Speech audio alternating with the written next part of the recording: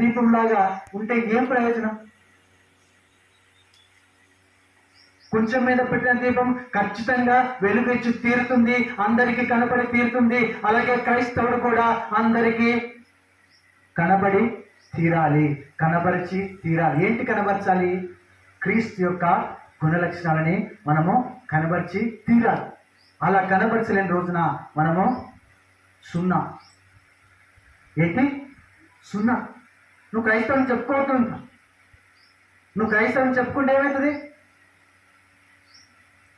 నిన్ను చూసి చాలామంది అరే క్రైస్తవులు అంటే బేకారమైనరా.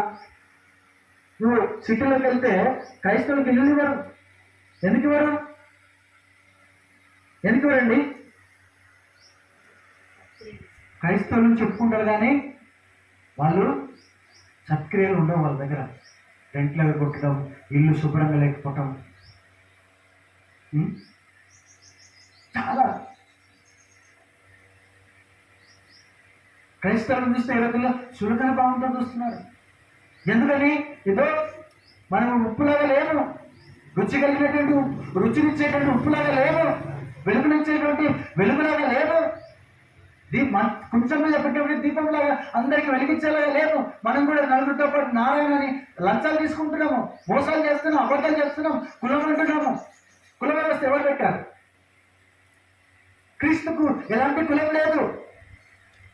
నువ్వు బలలో పాల్పంపులు పొందుతావు. ఎలా పాల్పంపులు పొందుతావు? ఎందుకు మనము ఒకటే రొట్టెని, ఒకటే ప్రాణిని, ఒకటే రసాన్ని ప్రాణం చేస్తాం? ఎందుకు? మనమందరం కూడా క్రీస్తులో ఐక్యపరచబడ్డామని, మనమందరం కూడా క్రీస్తులో ఏకంగా ఉన్నామని, మనమందరం కూడా క్రీస్తులో ఒక్కటయ్యామని. మరి క్రీస్తులో నువ్వు అందరూ ఒక్కటైనప్పుడు ఎక్కడిది నీ కులం? ఎక్కడికి ధనికుడు పేద ధనిక భేదం? చాలా చర్చస్లో చూస్తాం. డబ్బులు ఉన్న వాళ్ళు వస్తే ఒకలాగా చూస్తారు, డబ్బులు లేని వాళ్ళు వస్తే ఒకలాగా చూస్తారు. నాకు ఒక సిస్టర్, మా చర్చిలో ఒక సిస్టర్ ఉంది. ఆ సిస్టర్ నాతో చెప్తూ బాగుపోతుంది, అన్న మా చర్చిలో చాలా భిన్నంగా ఉంటుంది. మా చర్చిలో అబ్బాయిలు ఎక్కువ ఉంటారు, అమ్మాయిలు తక్కువ ఉంటారు. చాలా చర్చెస్లో నేను చాలా చర్చెస్కి వెళ్తాను.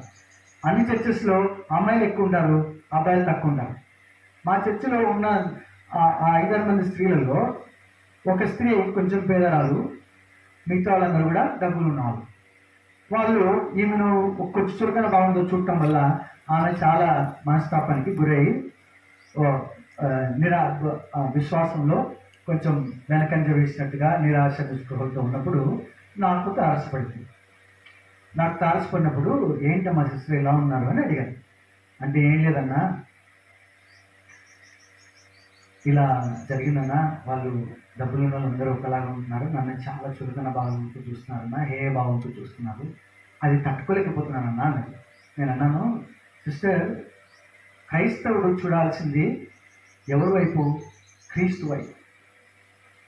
క్రైస్తవుడు ఆదరణ పొందాల్సింది, క్రైస్తవుడు కోరాల్సిన స్నేహము క్రీస్తు స్నేహం. నువ్వు మనుషుల వైపు చూస్తే అంతే ఉంటావు. మనుషులు ఎప్పుడైనా నిన్ను వదిలేసేవాడే. అందుకే ఇన్ని యాగాలు, ఇన్ని యజ్ఞాలు, ఇన్ని బలులు, అర్పణలు చేసినప్పటికీ సాక్షాత్తు పరమాత్ముడు ఎందుకు దిగరావాల్సి వచ్చింది? మనుషుల వల్ల ఏం కాదు. ఆ సాక్షాత్తు ఏం కావట్లేదనే నిన్ను నన్ను దేవుడు తనతో ఐక్యపరచుకోవాలనే దిగి వచ్చాడు శరీరధారిగా.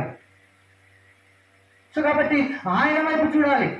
ఆయన నమ్మదగిన సత్యసాక్షి, ఆయన నమ్మదగిన వాడు అని ఆ సిస్టర్ని ప్రోత్సహించినప్పుడు ఆ సిస్టర్ ఎంతో బలం పొందుకొని, అన్న ఈ రోజు నుంచి నేను మనసు వైపు చూడనన్నా, నేను క్రీస్తు వైపు చూస్తానన్నా.